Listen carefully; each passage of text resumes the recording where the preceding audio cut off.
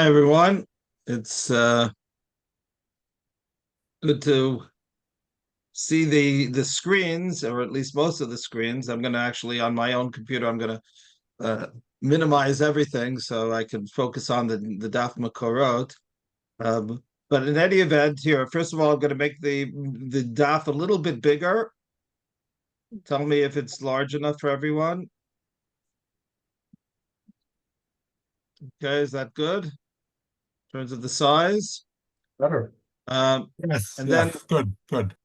Okay, then we'll see. Maybe I'll take advantage of the Zoom. I tried something last night with a new AI program that I've been playing with. I'll see if it worked to create a PowerPoint as a bit of a summary at the end, but we'll see if we get to that. Anyway, so as we are continuing this mini series dealing with issues of authority in halacha, so the this week's parsha um, really allows us to focus on a question of democracy, and or perhaps even more broadly, political theory in halacha, to try to understand. Okay, there are certain we'll say certain institutions that exist in the Torah.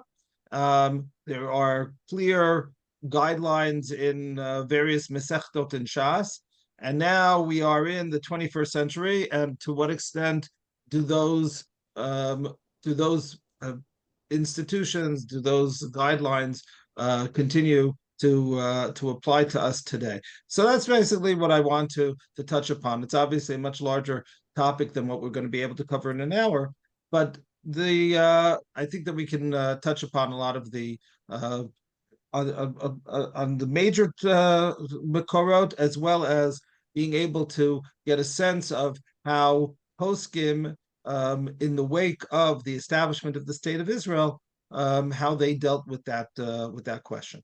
So first, let's look at our parsha. So in the Torah, so our very first sukkim in this week's parsha, we have Vayikach Korach ben Yitzhar ben Kahat ben Levi v'Datan v'Aviram b'nei Eliyav v'On ben Pelet b'nei Reuven. So we have these people who come. Vayakumu l'fnei Moshe v'anashim ibnei Yisrael hamishim u'matayim nisiei eda kruei me'eda kruei moed anshe Shem, along with 250 other leaders, and they all come to Moshe, and what do they say? Vayomru alehem, Vayomru alehem Rav lachem, Ki chol ha'eda kulam kedoshim uv'tocham Hashem. So the entire nation is holy.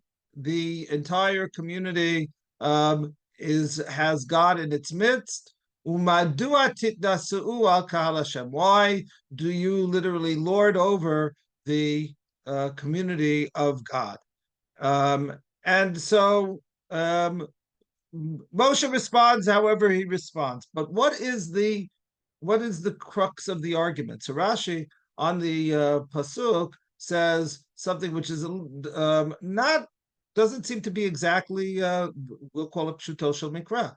Most of us would have simply said kulam kedoshim, we are all holy, uv'tocham Hashem. And Rashi feels that it's necessary to add the following idea based on the Medrash Tanchuma, as he quotes: kulam shamu dvarim b'Sinai mipi agvura. We all heard prophecy at Sinai. We were all at Sinai, and so therefore we all are of an equal standing in that regard. And so the question is exactly, and this is something that the commentators on Rashi ask. Rashi didn't have to quote this medrash. Rashi could have just simply said, or not said anything. Kulam kedushim. We are all holy people. And we understand the idea of Kedusha. We've been speaking about Kedusha through a good chunk of Sefer Vayikra. Kedoshim to you, ki kadosh ani Hashem Elokechem. And this could have just been the argument. We are holy. God has chosen us, and God is holy. Am Yisrael is holy. We don't need this intermediary layer of Moshe Rabbeinu in between. So Rashi says, excuse me, so the Maharal in his commentary, the Gur Aryeh uh, to um, to Rashi, so he says the following: Kulam shamu b'Sinai, de'ein lefaresh k'mashma'o. We should not explain this in its simplest simplest understanding of kedusha. Kemo v'yitkadishtem v'yitem kedoshim. The lo shayach lomar acharav umadua titnasu al kal Hashem. So the issue that's bothering Rashi here, to take a title from a later work, is that what's concerning Rashi is that there's a bit of a non sequitur. Okay, we're all Kedoshim. What does that have to do with there not being someone perhaps who is of a higher level, who has a better entry and better entrance to God? So you could have had that. It's true. We are all Kohanim, let's say, if you want to use that metaphor. We're all Kohanim, but there's a Kohen Gadol. So we are all Kedoshim, and there is a Navi, Moshe Rabbeinu, who is of a higher stature. Aval, im Parshu kulam shamu bahar Sinai. But if, on the other hand, the issue is not our inherent Kedusha, but rather that we were all at Sinai, so then, if that's the issue, imken kol hayda b'madrega achat, sharei kulam shamu mipi Hashem, ve'en anu tzrichin l'shum acher sheyomed ben Hashem leven Yisrael. So this is the idea. That is, we all have been given the same, if you will, the same citizenship. That's the idea. Once we're at this point, so then we are of a stature that we have equal rights, and we don't need any intermediators between us and God. So I picked this particular Rashi, this particular Baharal, because it talks of, if you will, a certain democratic ideal, that there is a basic, that we are all equal before the law, as it were. That's the argument. Though, if we're looking at the Parsha, and I'm going to just mention really the issues in the Parsha for just 1 minute, because that's not the focus of the shir. Each of these groups, whether it's Korach on the one hand, it's Datan va'aviram on the other, it's the 250 people who are going to be bringing their ketoret, whatever it might be. Each of these groups have, you really have to look at the Parsha carefully to understand the different interests that they are representing. And it could very well be that the 250 people who are looking to serve in the Beit HaMikdash are taking the idea of Kedusha more literally, if you will, than what Rashi and the Maharal are saying. They're focusing more on religious service. Datan va'aviram, on the other hand, are very clearly politically motivated, and now is not the time. I can't, that would take up most of the shir to prove that idea. But basically, Datan va'aviram seem to have an axe to grind with Moshe Rabbeinu, but also are looking at it from the perspective of real politik. And Korach is sort of straddling the fence on both sides. He's also has this idea of the Hulam Kedoshim on the one hand. He's also looking for power on the other hand, and the intricacies of this kind of coalition is very important and very fascinating, and impacts on the parsha, and peripherally impacts on our question as well. But here we have this sense of democratic equality that is being presented to us because of Sinai. That's what Rashi is focusing on, and that's what gives us, if you will, us, meaning if we were an Adat Korach, that's what gives us the claim against Moshe Rabbeinu. Now, of course, we all understand how things play out with Korach. It's the terrible tragedy of Korach, the terrible tragedy of Datan Aviram, and of the tens of thousands of people who are killed in the wake of this, and the issues that we will be reading Bezrat Hashem about on Shabbat. The So the question, though, that I want to ask, is necessarily is Korach wrong? In other words, Korach is obviously wrong in terms of the particular incident, but is the claim itself that we are all kikol ha'edah kulam kidoshim, is that something which halacha and Judaism recognizes? And how, if so, how does that play out in terms of the political development of Am Yisrael? Just as a caveat before we begin the actual discussion, so I want to read something that Professor Aviezer Ravitsky wrote about 20 years ago or so, that which he mentions an important idea, and we'll ask whether it's totally true. He basically says the following: when we are dealing with political questions and Judaism's view of different political alignments and the like, so we are at a serious disadvantage. He says the following. I'm going to just change the color so it's a little bit different than the others. חיי גלות לא עודדו את היפוכתה של דינמיקה הלכתית יוצרת בשאלות של מדינה ומשטר. לכן הם לא זימנו בעיות ופתרונות שוטפים בתחומים אלה. He says we are at a disadvantage. We have been in a state of diaspora for close to 2,000 years, and that has not allowed for the normal political development that other societies have been able to enjoy.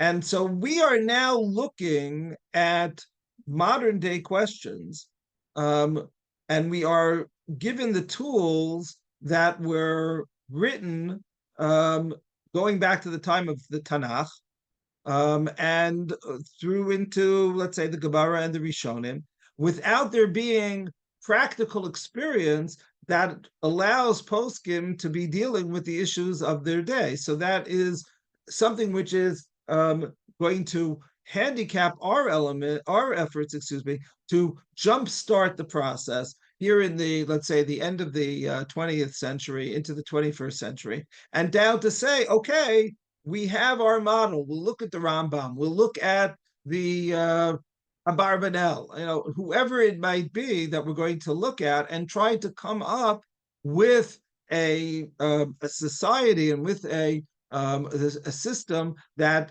we could call a halachic system. But we've had this very serious gap in the interim. And he draws a very interesting comparison. He says, Klum lo savir lahaniach, this is the last line, Klum lo savir lahaniach shehem yamlitzu b'fanenu lanecha b'darkei avot lakim lanu mishpacha yehudit polygamit.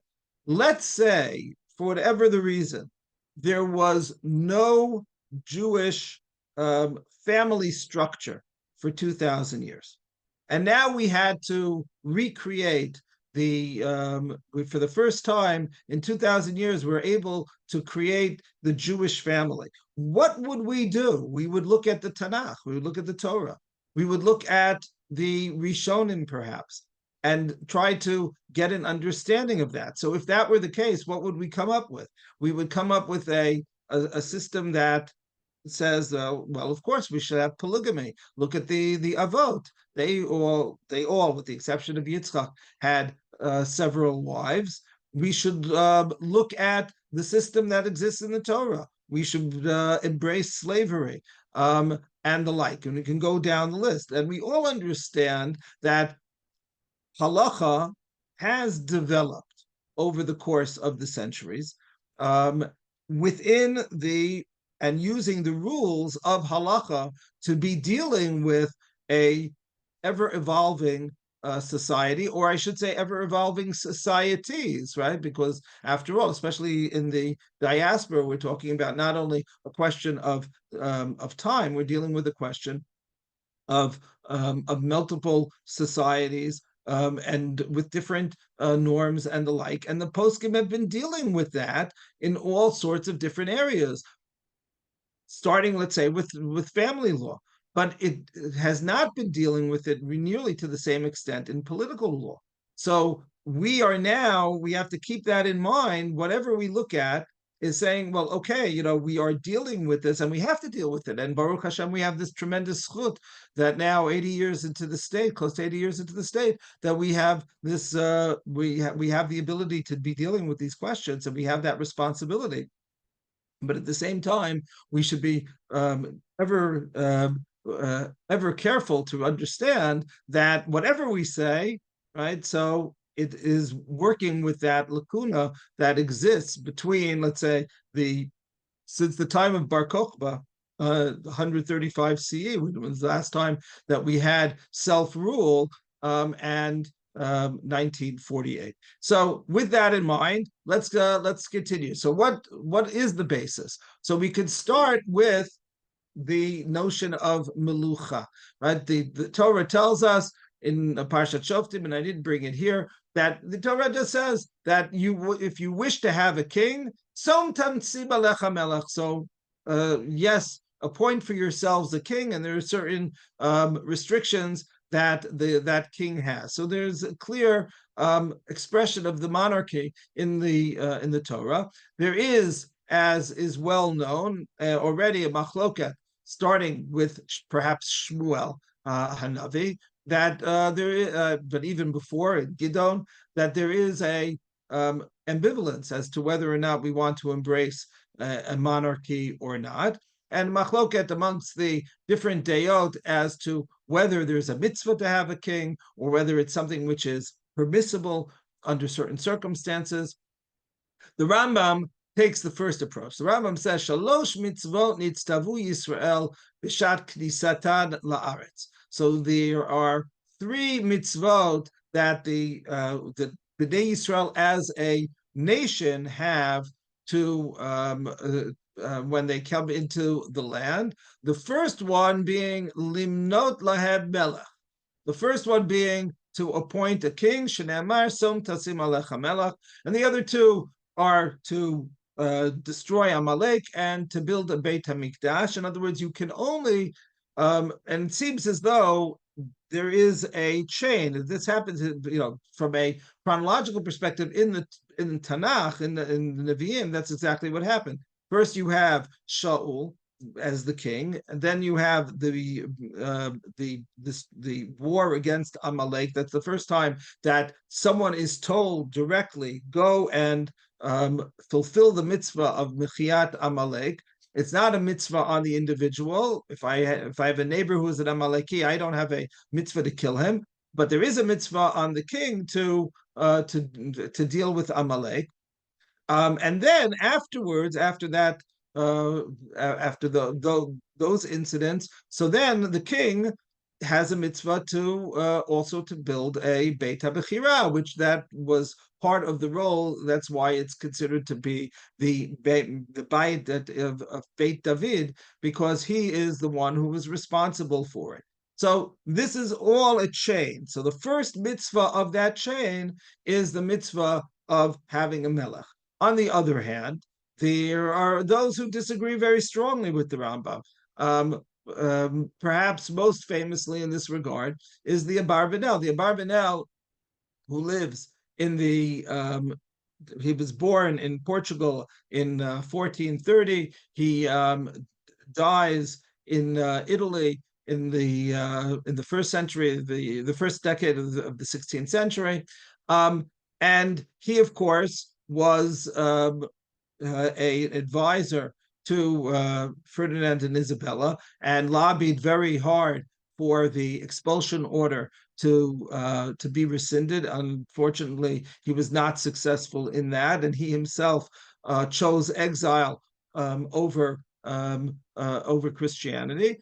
And he makes his way into to Naples, and then he leaves Naples because of the various political the wars that are going on there, an invasion of, it doesn't matter who right now. But in any event, what is interesting here about this parish, and this is less well known, is the parish to Sefer Devarim. He had written, and in all of the difficulties that he had never published the parish to Sefer Devarim when he was in Spain, and he had lost his copy. He writes in the introduction to Sefer Devarim that he found a manuscript, a draft copy that he had sent to whomever, and it was almost miraculously waiting for him when he arrived in Italy after the expulsion. So the reason why I mention this is it's quite possible that he wrote this particular text after he had left Spain. And you'll understand what I mean in a moment. He says, "Ein bezeh mitzvah klal." There is absolutely no mitzvah to appoint a king. Ki lo tziva Hashem yitbarach she'amru zeh v'yishalu melech, aval hinei hu hagadat atid. It is not something which is a command, but rather it's a prophecy that there will come a time when Am Yisrael will ask for a king, and then it is ke'omer, kshater tirtze lasoken, im heyoto bilti ra'ui al ta'aserto, ki im bezeh ha'ofen. So it's saying, listen, if you ask and when you ask, so then this is the way to do it, but this is not the ideal by any by any means. And what is the ideal from his perspective? So he describes, in effect, and I looked up actually to try to get a sense of what the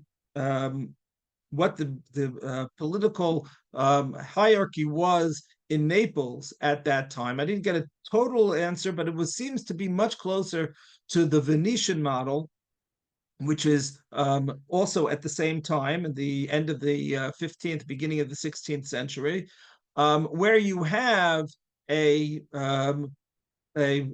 the case of Venice, so it's the Doge.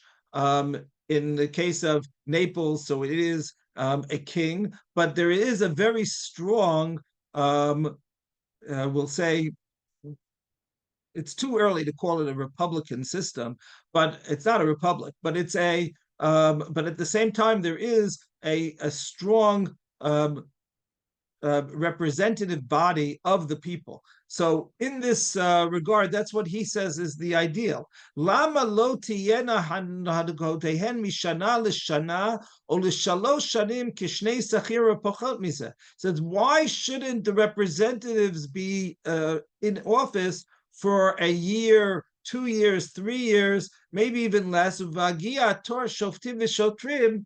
And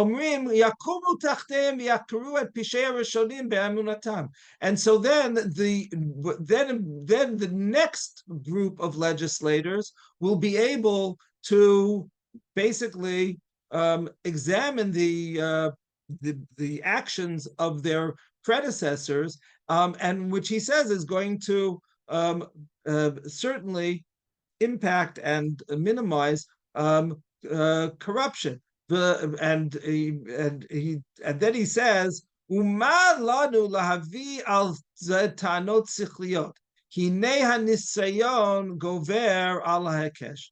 So the Abarbanel, who is writing this either immediately before or immediately after, and I think it sounds as though it's immediately after the expulsion, and he's quite aware of the excesses of absolute monarchy and and how that can lead to corruption, and can lead to disaster, and even to the terrible persecutions that the Jews suffered under the hands of the Spanish monarchs. So this is his argument. He says the evidence is right here in front of us. All we have to look is to see how the systems that are working with a more representative political order, they are succeeding and they are curbing excesses of the executive, whereas those systems which have absolute monarchy, that only leads to disaster. So he's very much feels that it's not a mitzvah, but rather that it's something which the Torah will allow for, and then try to limit the excesses of the monarch. The Nitziv, writing now in the end of the 19th century, so the Nitziv comes up with says something a little bit different. The Nitziv he's writing in Tsarist Russia, where in the 1880s, 1890s, so he's very much aware of what's going on over the ocean in North America, and the republic that's been founded there, as it's already more than founded. It's after the centenary, and he is also aware of all of the tens of thousands, hundreds of thousands of Jews who are leaving and going to the West at this point, and at the same time he's in Tsarist Russia. So it could very well be, the joke from Fiddler on the Roof, may God bless and keep the Tsar far, far away, is what the Nitziv is thinking about here. But now he comes to a discussion of this idea of Som Tasim Alecha Melech, and he says he lays out something which is very important. He says, basically, there isn't a halachic political system. He says the following: Nire de mishum danhagat hamidina mishtana im mitnaheg al pi dat melucha or al pi dat ha'am hanivcherehem. So basically, each society has what is or should have the right system that matches their society. Yesh medina she'ena yechola lisbol dat melucha. So there is a society that can't even begin to entertain a monarchy. And on the other hand, yesh medina shebelo melech harehi ki svina b'li carbonate. So if you have, on the other hand, you can have a society without a king, without a strong or autocratic ruler. So it'll be like a ship without a captain. So so you can't have a mitzvat aseh. That's really an incredible statement when you think about it. Davar zeh efshar lasot al pi mitzvat aseh. שהרי בעניין השייך להנהיג הכלל נוגע לסכנת נפשית שדוחה מצוות עשה. This is a matter of life and death.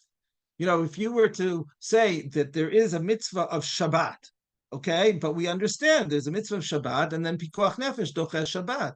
By its very definition, melech, or political system, is a question of pikuach nefesh, and not pikuach nefesh of the individual. It's pikuach nefesh of the entire society. And if the society has the wrong political system, so that is, in effect, a death sentence to that society, or certainly to many members of that society. And so basically what he's saying is that the Torah is not advocating for any particular system. What the Torah is advocating is that there be the proper system for whatever society that you're in, and then you move forward. And if in the case of the Tanakh society, so that was looking for a monarch at certain times. There was the Shofat Shoftim, where that was not the appropriate the appropriate answer for that society, and that could explain why Gidon was so opposed to it. It could explain why Shmuel was very ambivalent about it when the people suggested it at the time of the coronation of Shaul. But but it doesn't mean that once you have that, it's necessarily going to continue for forever. The We'll go down for a moment. We'll come back to something that Rav Kook wrote, and I'll go back to something that we looked at last week. And I mentioned it, and it was very important in terms of our discussion of the of how to be dealing with infractions in society. But so here the Ran in that drasha that we referred to, he's actually writing it on the Parsha of Shoftim. And he says that, and again, this is what we spoke about last week, and I didn't read it inside, so now we'll read it inside. That from the perspective of why was Shmuel so ambivalent? Because Shehem Ratzu she'ikar hamishpat b'mesha ben adam lechavero yeh nimshach mitzad malchut. They were of the what they were interested was that that they said that that they wanted Sima lanu melech lishoftenu kechol hagoyim. Send, give us a king to judge us like all other nations. And that was the major problem, because the Ran's theory is, and we're going to see that the Ran is tremendously influential, but the Ran's theory is that when it comes to the judicial system of Am Yisrael, the one that we're so familiar with in terms of the need for two witnesses and the like. So when it comes to two witnesses and the warning and the thorough interrogation in Beit Din, etc., which makes it very difficult, if not impossible at times, for actually to convict a felon, so the Ran says that you can't run a society that way. And he says, well, the Torah system is there to create a moral system where perhaps you could make an argument that you don't need the penal system, because everyone is keeping the Torah. They're self-regulating themselves because they've been educated to it, and that's what's leading to a society of kedusha. Whereas the king, or the system that's represented by the monarchy, is there to have law and order in this society if the ideal system isn't working, isn't educating to the extent that it should be. That's basically the way that the Ran understands it. And what was the sin of the people coming to Shmuel? Their sin was that they didn't want to, they jumped right in and they said, Simu lanu melech lishoftenu. We aren't interested in doing the hard work of self-regulation. We want there to be a king who's going to have a sense of order here in our society, and that is something which is a part of the system, if you will, but it's a b'diavad. It's part of the system only because the core system, which is to lead us in the proper way, is not working. And this is what again what the Ran says here in the end. Lachein amru hinei zakanta lo tuchal lishpoto uvanecha inam ruuyim sheyachol banu hashefa aloki al yideihem. The whole idea that you wanted to tell us was that there's going to be this divine bounty which is going to befall us because we're following the law. You're too old to do it. Your sons aren't qualified to do it, and therefore it is better. It's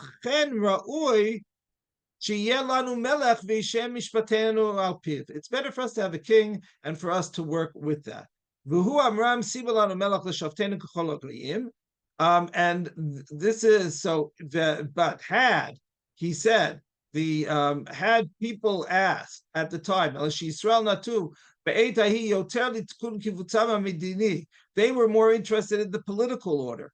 ואילו שאלו להם מלך בסתם שאמרו שימו לנו מלך, או שיבקשו לסיבת תיקון מלחמותיהם, had they asked for it simply for a king, because we need a leader, or because we need someone to lead us into war, then that wouldn't have been problematic at all. So that's the problem here that the Ran is raising. There's I'm going to not go into number 10 right now because of the time. Maybe we'll come back to it if we have a little bit of time.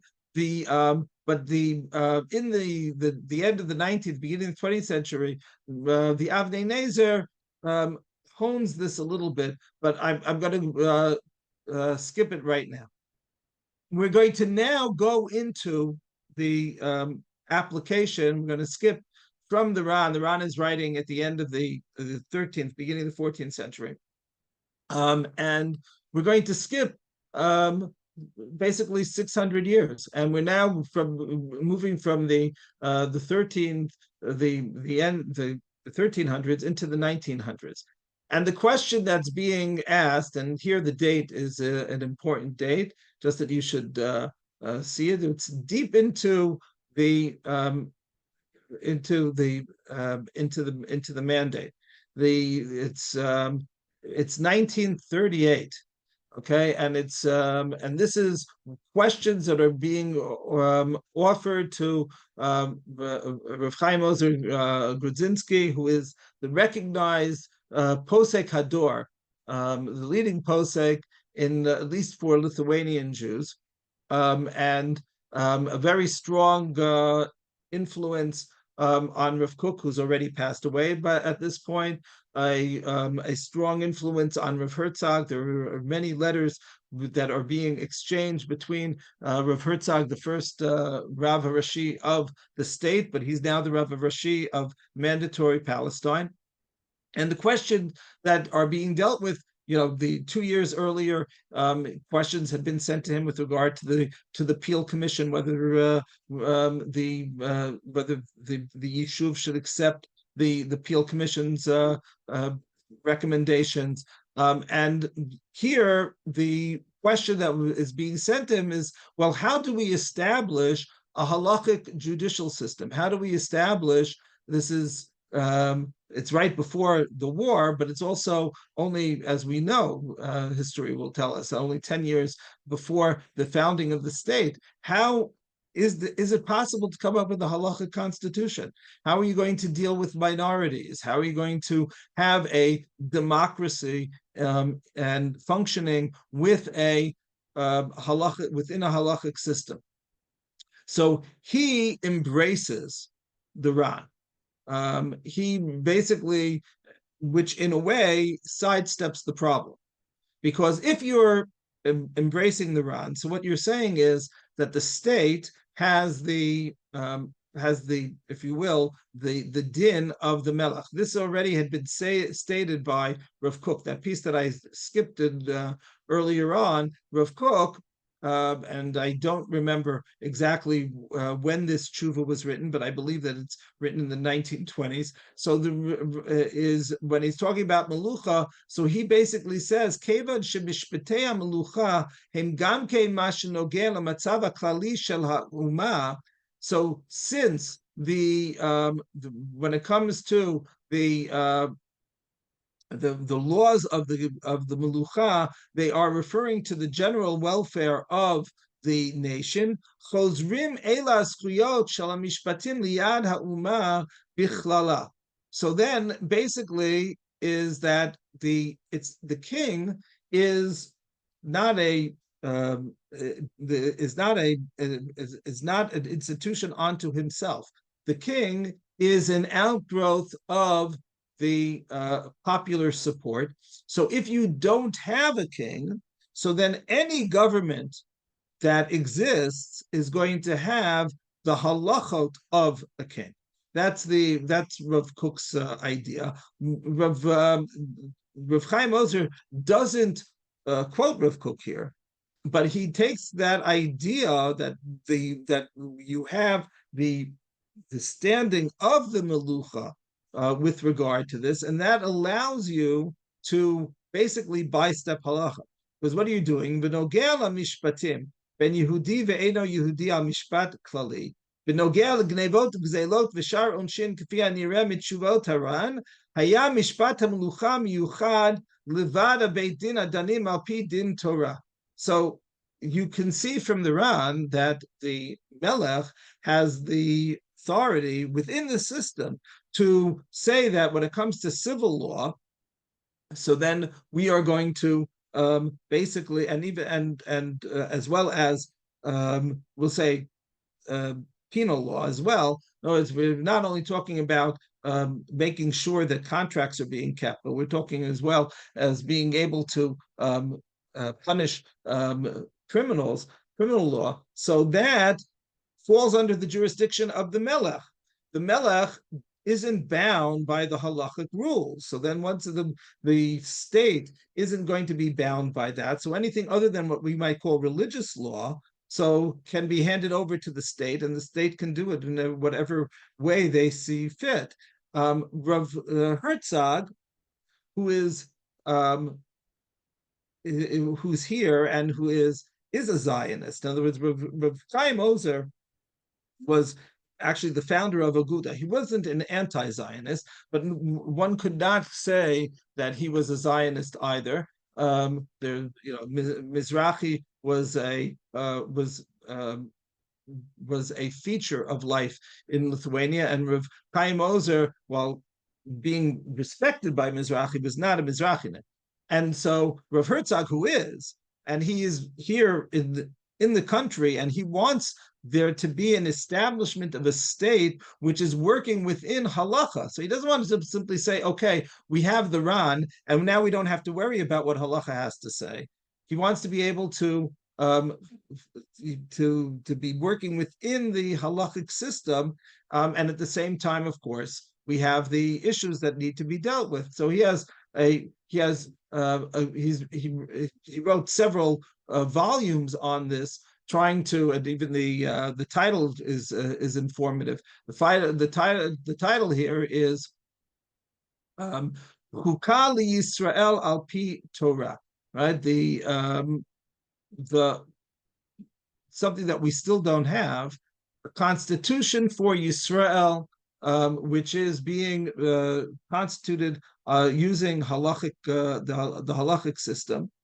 Rav Herzog was optimistic, and I guess history has shown that optimism was perhaps misplaced, that we would be able to put together a constitution that would that our government and our society would be governed by, and that chukah, that constitution, would be able to be anchored in halacha. So within this discussion, he says the following: that the idea, the major issue here is to sidestep not the halacha by saying, okay, the system, the country, the government has the din of Melech, and Melech doesn't have to keep to the Torah, at least not with regard to civil law and not with regard to criminal law. So he doesn't like that approach. What he says is that we don't have to necessarily be dealing with a Melech. Al kol panim nireh da'ato. Let's just do a different color here.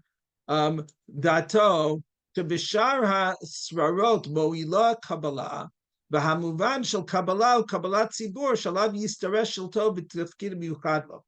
Kach yesh lanu ladun shemo'ila kabbalah afilu shenachri al Yisrael latet lo tzrarut. So he's saying, okay, can you have a non-Jewish representative? Could you have a non-Jewish Rosh Memshala? So he wants to moot the possibility that, yeah, you can. Because even though halachically a melech is not allowed to be a non-Jew, som tasim alecha melech mikerev achecha, right? It has to be someone who is from within Am Yisrael. But he says that's only with regard to a melech. But with regard to a representative, somebody that we are voting in, so that person, if we're willing to accept that person upon ourselves as part of the system, so then it can be it can even be a non-Jew. So and he says with regard to ministers in the government, for example, Ofen HaKabbalah, how will this be? How is this done exactly? Sarich efol lenaseach. So it's important then to draft the following: Shahakahal mikabel alav et haministerim sheitmanu al pi asifa b'chokeket. That the nation accepts upon itself those ministers which will be appointed by the legislative assembly, and as well kenu mikabel et hamimunim agdolim shechaver ministrim yimaneh takzinim shekol echad, etc. And then all of the other appointed officials that we'll say the prime minister will appoint, or however the yoetz mishpati, however he's going to or she is going to be appointed. There is a clause in the Constitution that he is mooting, that there is an explicit acceptance of the society to accept that authority, and since that is being stated by the people, as it were, through their elected officials, so that is that allows them to have authority. But this is just an example where there are others where Rav Herzog tried to stay away from the Ran, because the Ran, while it's an acceptable, if you will, loophole, but the Ran but also undercuts the validity of the system, because the Ran is basically saying that the Melech acting in this way is not a de jure concept, or rather it's a de facto concept. It's something that we need to have given the circumstances that we're facing with. A similar approach, right? If you're just taking a look again at you can see also perhaps, I don't know whether the age of the individuals is playing a role, or where they are, and such, but you can see that basically we're working from almost one generation to the next. Rav Chaim Ozer, so was born in 1863, dies in 1940. He is very much in Lithuania, dealing with the Haskalah that's in Lithuania, and the like, dealing with all of the different political movements that are there, living through the World War I, the Russian Revolution, etc. Rav Herzog is a generation younger. He's born in 1888. He is writing this in the 1940s, and then, of course, is the first Rab Harashi. And one generation after that, or half a generation after that, is Rav Yisraeli, who's born 20 years later, 1909. He comes here is a relatively young man at with the founding of the state, and Rav Yisraeli looking to understand how Beit Din and how the system can work within the halachic discussion. A lot of Jewish, if you will, modern Jewish military ethics are based on the Sakim of Rav Yisraeli. He's delves very deeply into all of these different issues. So he says, with regard to the democratic process, he says the following. He takes Rav Herzog one step further. So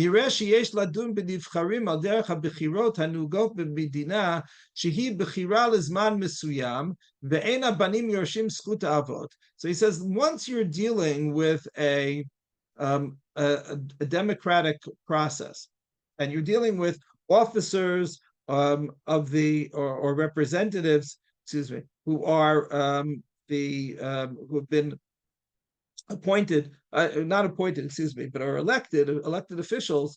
So then, and who's and it's not something which is being is hereditary in any way. So then the the this is not at all what the Torah is talking about. Ki ein tochana nivcharin kiyom begeder matan zchuyot ishiyut lahem nisrara al shel hatzibur ve'enam ela ba'ed koach hatzibur u'shlicha.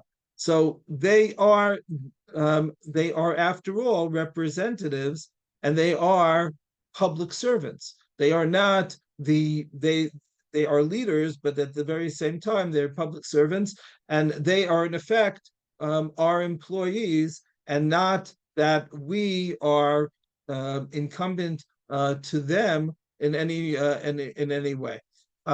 So all of the various issues that are going to be dealt with in a modern society are going to have to be looked at through that prism. So and interestingly, he points to the precedent, and this is what I wanted to say at the outset when I mentioned Professor Ravitsky's point, how how you have a society, how you have a society of Jews that have been living since the second century CE until the 20th century without political representation. So that isn't totally the case, because while it's true that we haven't had a political system on a national level, we have definitely had it on a communal level, and this is where what Rav Israeli is referencing to. Kol tzibur v'tzibur b'kelot b'nei Israel hem kishutafim. So that each community and communal institutions that have existed for hundreds of years has turned things into a partnership. Uluzot haminhag b'chol tfutzot Yisrael livchor lehem tovei ha'ir v'lehem masru zchut shelahem.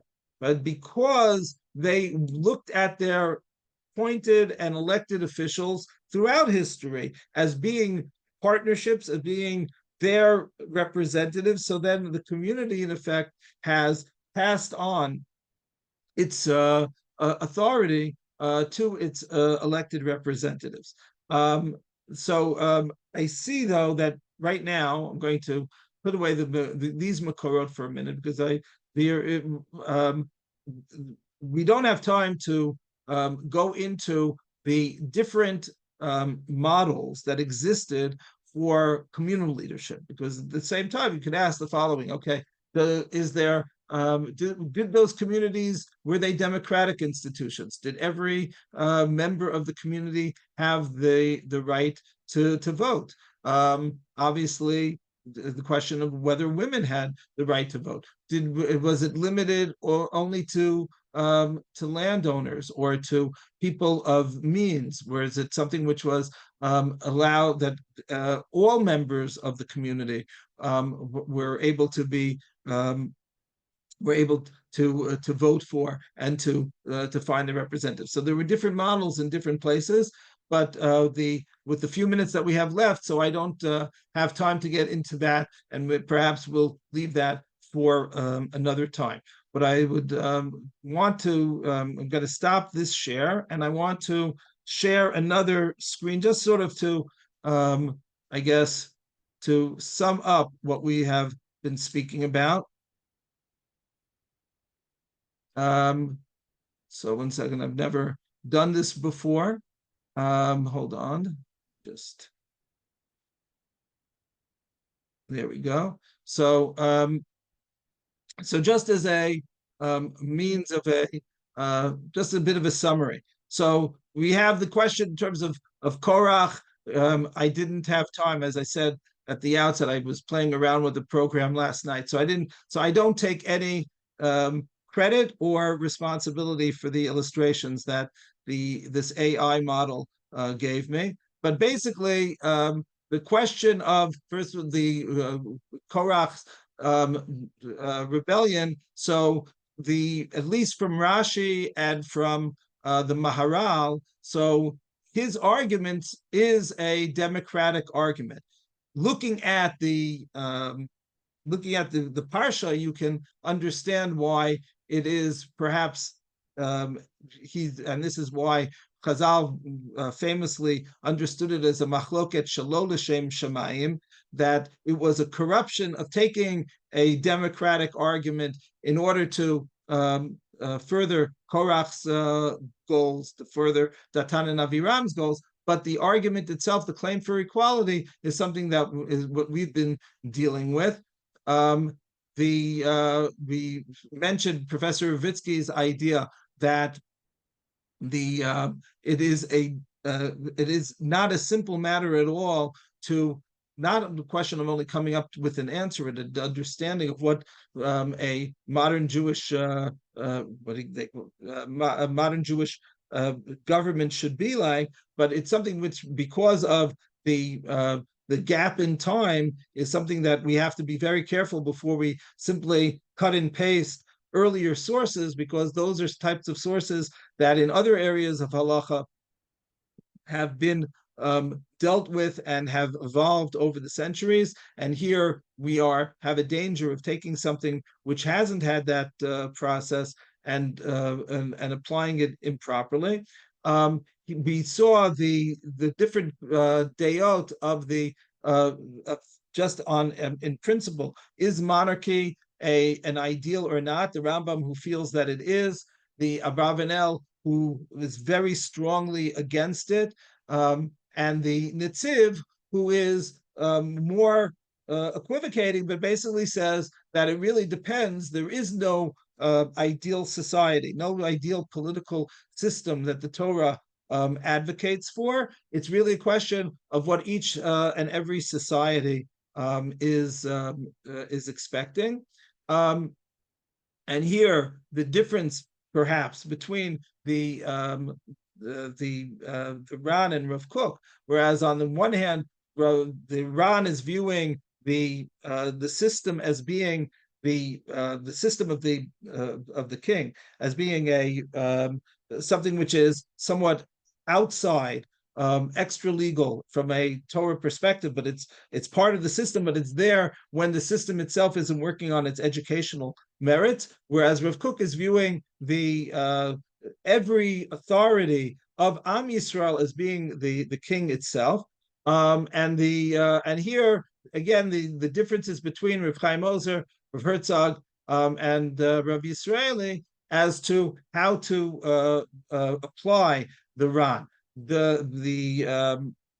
Rav Chaim Ozer felt that it's something that is someone that we should embrace, and basically as a result sidestep a lot of the stickier questions, whereas Rav Herzog and Rav Yisraeli, in their different ways, didn't embrace the Ran, but rather looked at a modern democratic system as being something other than Melech, and being something other than Melech because it's being accepted by the people. Therefore, it has ultimately a different kind of authority, and that authority is just as strong as the king's, but that authority isn't going to be governed by the restrictions that exist for a king. For example, the king having to be Jewish, the issues of the roles that the king plays in society, etc. Those will not apply to a modern government. So I'm looking forward, Bezrat Hashem, that now it's as the shir comes to an end. Looking forward to seeing you all in person next week, thank God we have the technological tool of Zoom, but personally, I'm not a big fan. Okay, so have a wonderful Shabbat, and I look forward to seeing everyone next week. Let's go. Chodesh Tov. Thank you. Shabbat Chodesh shalom. Tov to everyone. Chodesh Tov. Chodesh Tov. Congratulations.